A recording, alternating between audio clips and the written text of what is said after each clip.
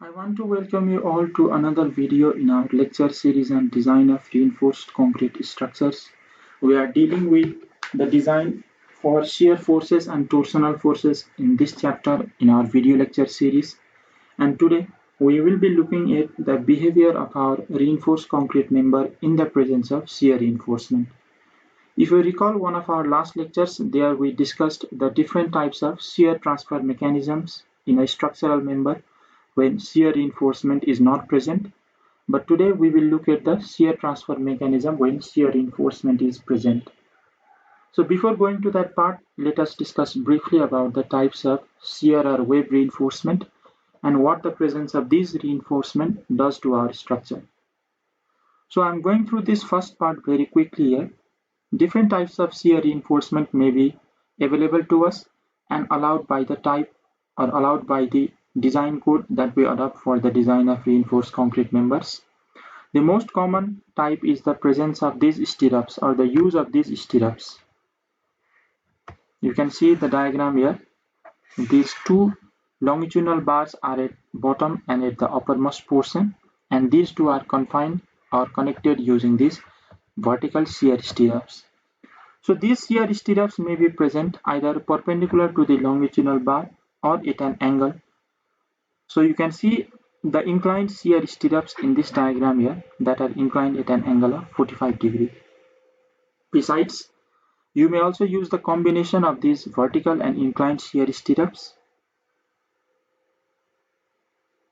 You can use the inclined longitudinal bars as shear reinforcement also.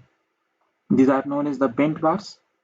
So you can see here the longitudinal bars are coming into our section, and from these points these are bent at a certain angle, and these bent up longitudinal bars also act as shear reinforcement. Besides, you may also have welded wire fabric as shear reinforcement, and in the case of circular columns you may also design for spirals, which are circular stirrups, and they are also known by other names such as circular ties or hooks. So these are the types of shear reinforcement, but IS 456, which we are currently adopting as our design code, allows the use of only vertical stirrups, bent up bars along with stirrups, and inclined stirrups. So that does not mean you cannot design these spirals for your circular columns. They are also allowed here. So what does the presence of shear reinforcement does to our structural member? Remember, in one of our last lectures we discussed the mechanism of shear transfer in case of members without shear reinforcement. There we discussed about this diagram here. For example, we have a structural beam here with cracks present, and this is the cracking surface. Then primarily three types of forces are available that transfer the shear forces when shear reinforcement is not present. One is the shear force transferred by the uncracked concrete. Another is the shear force transferred due to the interface aggregate interlock, that means along the interface of this crack here. And another is the shear force that is transferred due to the dowel action in our longitudinal bars. So when the shear reinforcement is actually given to a structural member, what actually happens is these mechanism of shear transfer, they are not changed or modified, rather they are only enhanced. So when shear stirrups are provided to our structure, these three are the same mechanism that helps in the transfer of shear, but they are not modified in any case, rather their capacity is only enhanced. So that is what we are discussing here. The inclusion of wave reinforcement does not fundamentally change the mechanism of shear resistance as discussed in the previous slides. That means these three mechanisms here. One is the shear force transferred due to the uncracked concrete. Another is the shear force transferred due to aggregate interlock. And another is the shear force transferred due to dowel action. One thing that is added is the shear force that is transferred by the stirrups now. So let us call that Vs. These stirrups do carry a part of the shear force, but these three other mechanisms, they are not disturbed or modified in any way. Only their capacity is enhanced. So the presence of stirrups contributes to the strength of shear mechanisms in the following ways. They carry part of the shear. They improve the contribution of the dowel action. Now look here. They do not modify this dowel action, but they improve the contribution of dowel action. How? The stirrup can effectively support a longitudinal bar that is being crossed by a flexural crack close to a stirrups. For example, if you have some inclined cracks here and you have the longitudinal reinforcement here, then the presence of these stirrups here, what they do is they increase the support that is provided to this longitudinal bar, and hence the improvement we can see in the dowel action of that longitudinal bar. Also, they limit the opening of the diagonal cracks within the elastic range. The presence of stirrups limit the opening of diagonal cracks, thus enhancing and aiding the shear transfer by aggregate interlock. This phenomenon or this property of aggregate interlock is also enhanced. When stirrups are closely spaced, they provide confinement to the concrete. That means if we have a reinforced concrete beam here, then the presence of these stirrups here confines the concrete that is present in this zone, and as a result of this confinement, the compression strength of concrete is also enhanced. And finally, the presence of shear reinforcement prevents the breakdown of bond when splitting cracks develop in the anchorage zones because of the dowel and anchorage forces. So bond failure is also prevented.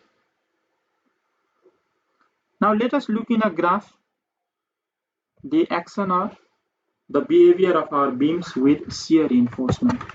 So before going through this graph, let me draw a diagram here. This is similar to the diagram that we discussed when we had a lecture about the mechanism of shear reinforcement or mechanism of shear transfer in the absence of shear reinforcement. So let us say that this is A, B and C here. We have longitudinal reinforcement here and we have stirrups also. Now we have stirrups. So the basic mechanism or basic process by which the shear force was transferred was the shear carried by our uncracked concrete. Okay, not CZ.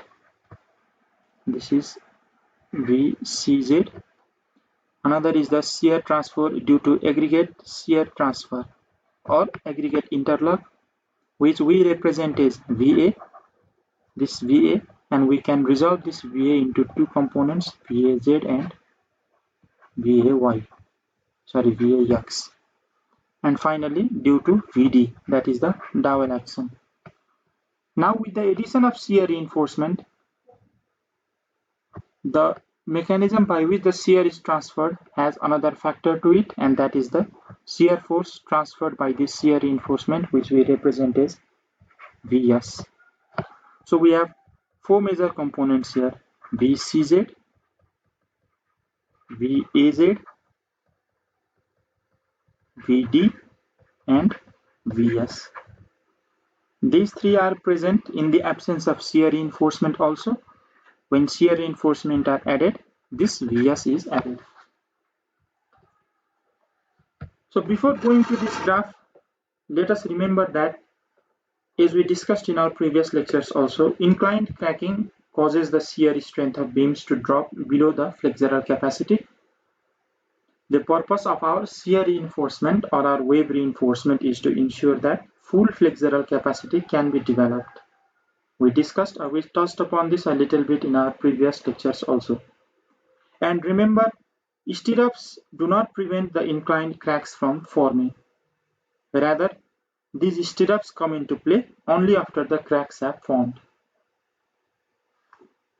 The main purpose of our stirrups or our shear reinforcement is not to prevent the inclined cracks from forming, but the behavior or the action of our stirrups are seen only after the inclined cracks have been formed. We will see that in this diagram also. And prior to inclined cracking also, there is a small strain in stirrups, and that strain is equal to the corresponding strain of the concrete. Now we know that concrete is very weak, so even if the strain is slightly increased, the concrete tends to crack.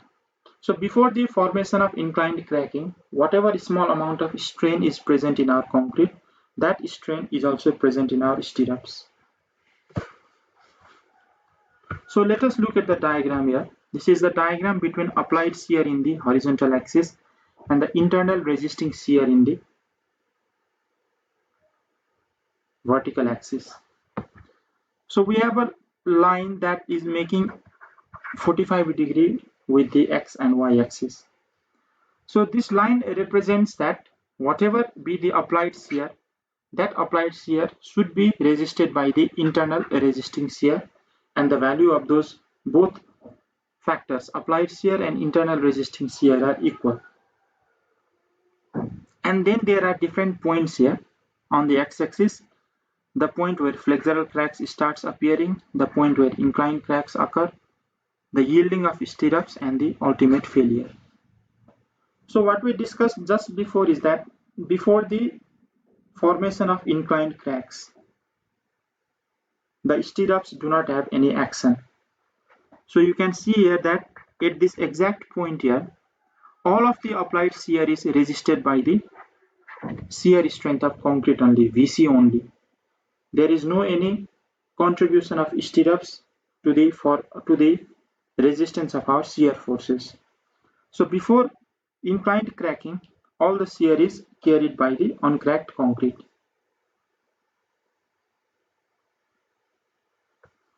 You can also see here, before inclined crack occurs, there is a point at which flexural crack occurs. So prior to flexural cracking also, all the shear is carried by the uncracked concrete. So between these flexural and inclined cracks, now what happens? You can see that the shear resistance that is provided by the uncracked concrete, VC, as now we can resolve this into 3. That is, the external shear is resisted by VCZ. That means the shear resistance of uncracked concrete, VD, which is the shear resistance due to dowel action, and VAZ, that is the interface shear transfer. So you can see that between these 2 points where flexural crack occurs and inclined crack occurs, the shear resistance is provided by these 3 components here, VCZ, VD, and VAZ.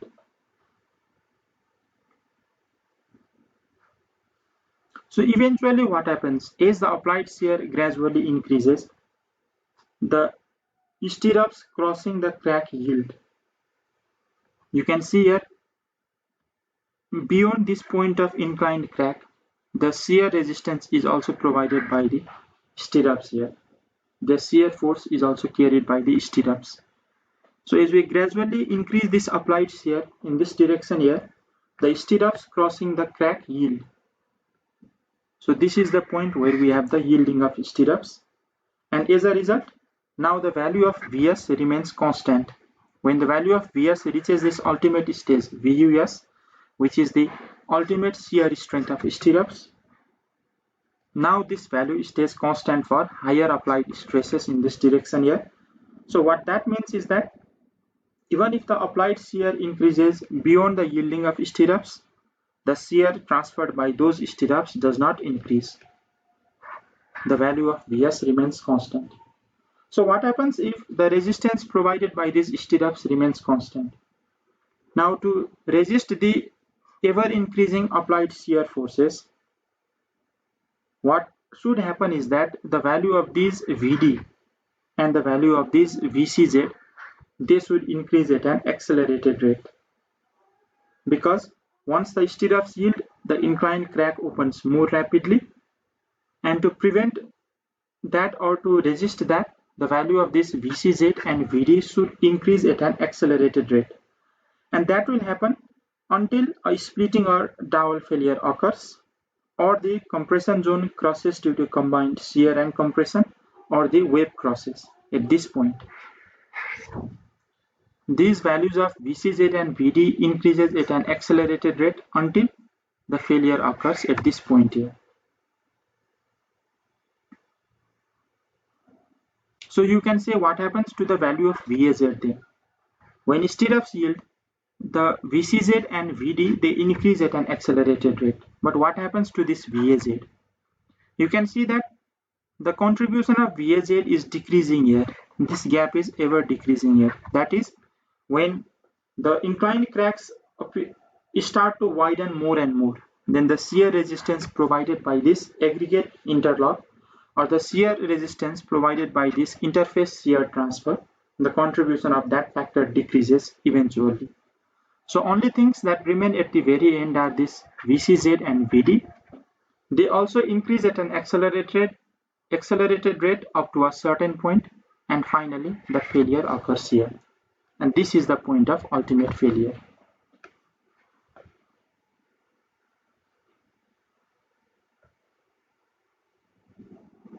So let me rewind this in a short. Before the flexural crack occurs, all of the shear